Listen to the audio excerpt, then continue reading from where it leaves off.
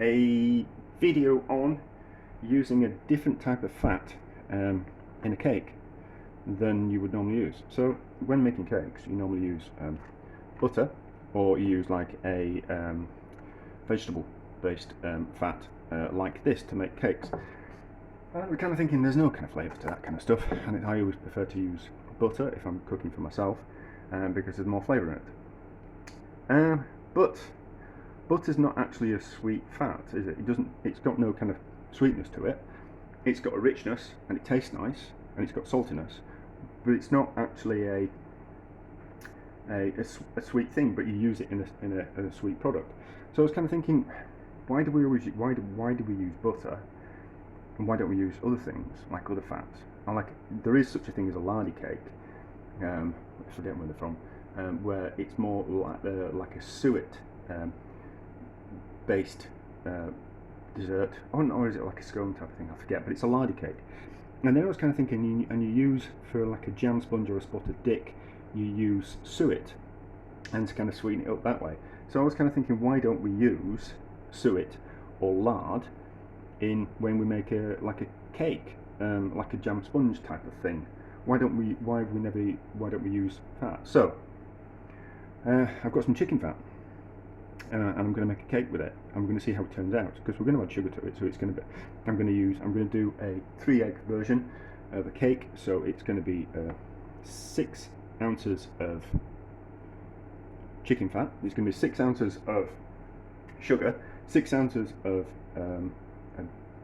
self-raising flour, and then it's going to be 3 eggs. And we're going to see how it turns out, because there's loads of flavour in this chicken fat. It's particularly delicious. Like the lard that you buy in the shops, it tastes more like plastic than actual proper lard that you can actually make yourself. So there's loads of flavour to it. So we should be able to make a cake out of it, in my opinion. Although I will just add, when using butter isn't actually a solid fat. It's got water in it as well. So whereas this is actually a solid fat. So we might have a little bit of difference that way. So it might be a little bit more greasy in texture than a normal cake, but it's going to have loads of flavour, and we'll kind of see how it turns out. So I'll mix everything in the mixer, because I'm baking today, so I might as well bake this while I'm doing some other baking. So I'll mix up the mixture, and then we'll have a look at it once I've beaten into the sugar into the fat, and then added the eggs, and then folded in the flour. So beating it all together, it's a bit looser than a normal cake batter, but I think that's more likely down to chicken fat's not just as solid as other fats. So it's certainly it's set solid in the fridge, but any kind of room temperature, it doesn't want to hold its shape. So I think that's probably that reason. So it's certainly a lot softer than butter. Kind of, if you imagine if you were going to spread it on your bread and put it in a sandwich, it would spread straight out of the fridge with chicken fat. So that might be down to that reason, but I can't see why it won't make too much of a difference when we're making a cake. So I haven't tasted it yet, so we'll just give it a taste before we put it in the oven, and then 180 degrees for half an hour, something like that, and we're going to see how it turns out. So might as well lick a bit on my finger.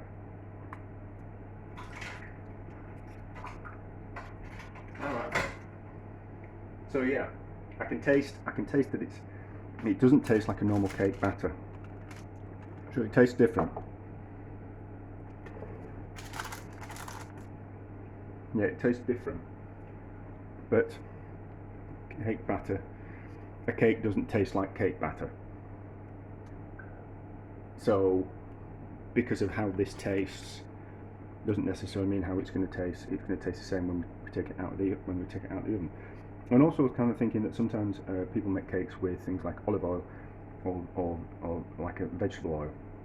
So I still don't know why we're not using animal fat in cakes. But anyway, so we'll bake this and we'll see how it turns out. I think it'll be ready. Yep, that's definitely ready. Smells different. Smells different. So let's let that cool, and then we'll have a cut into it and see what it tastes like. Right. Let's have a look at the chicken fat cake.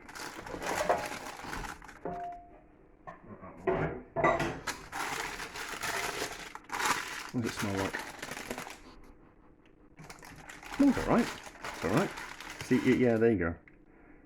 It's greasier than a normal cake, and that's because the chicken fat was a solid fat, and something like butter has got like a little bit of whey in it. So we'll do the overcooked end. Looks alright, it's a nice colour. I think the fat's wanting to, I don't know if you can see on the camera, so that's denser there, so I don't know if the fat's wanting to drop down to the bottom of the cake, so maybe more fat will come out of it. Maybe a cake recipe is designed for using something like butter that's got a little bit of whey in it, so you'd have to kind of calculate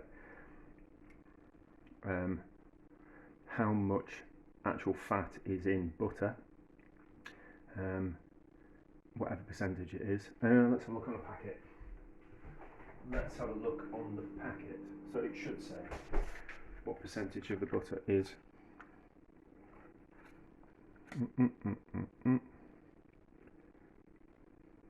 Cow's milk. 90. I think glasses. 98% salt. Oh, minimal weight. Minimum 8% milk fat. There we go. So for every 100 grams, there's 20 grams worth of there's 80 grams worth of fat in there. So if you were to use a solid fat like a lard or a chicken fat or a beef dripping, you'd for every 100 grams that you use of butter, you would use 80 grams worth of fat, and then that would be the right level of fat for a cake. But let's have a taste.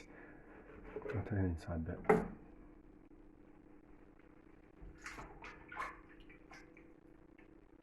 You know,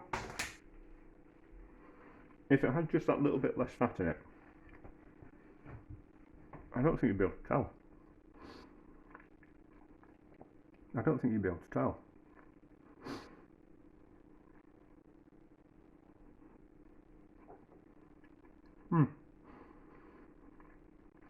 I don't think you'd be able to tell. So there's an experiment. So the next experiment is to buy some lard from the supermarket, just some normal bog standard lard that doesn't tend to have much flavour to it, and to see what type of cake mixture that makes.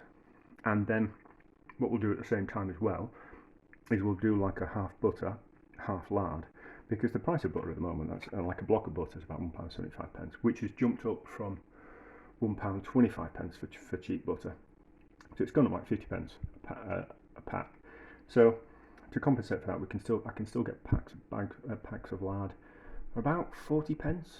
So you could cut you'd kind of cut the cost of the butter that you're using in half, basically, because the lard would be cheaper. So I think we'll do that. We'll do an experiment where, not now, but we'll do an experiment where we use half lard and half butter, and we'll do 3 experiments. We'll do one with all lard, we'll do one with half lard, half butter, and then we'll do one with all butter, and then we kind of do like a comparison type of thing. Because you know, things have gone up in price, but there are still ways around things, so we can cut back on things. I wouldn't advise using those like pastry fat type of thing, because I don't really know what's in it. Because I always kind of think butter's better, like a natural product. So I think we'll do that experiment. But you know, it's nice. But I can't do it yet. I've got cakes all over the place at the moment. So I don't want to have to make myself more cake and then force myself to eat that cake. But I think that's going to be an interesting experiment. And I think if we were to use half lard and half butter, I think that'd be a good kind of compromise, and it'll cut back on the amount of butter that you use. Therefore, it'll cut the cost of the cake right down as well, without having to go down the baking fat type of route. And I don't think you kind of like miss the kind of flavour. And we'll also, yeah. So we'll do that as well. So we'll do, it's like a 4 experiments in 3. So the one that's I'm going to use just all the lard, I'll use like 80% of lard to the weight that I normally use of butter, and then that compensates for the whey that's in the butter, and then we'll get a less fatty cake. More fatty, greasy, but it's not like a bad greasy kind of like horrible. It's a nice tasting fat, so that's not kind of like a problem. But anyway, that's what we're going to do. Yeah, so it works. It's nice. Put some butter icing on that and a bit of jam in it, and no one would ever know. But there we go. Yeah, that's a success. And I don't know why we don't use more animal fat in cakes, but anyway.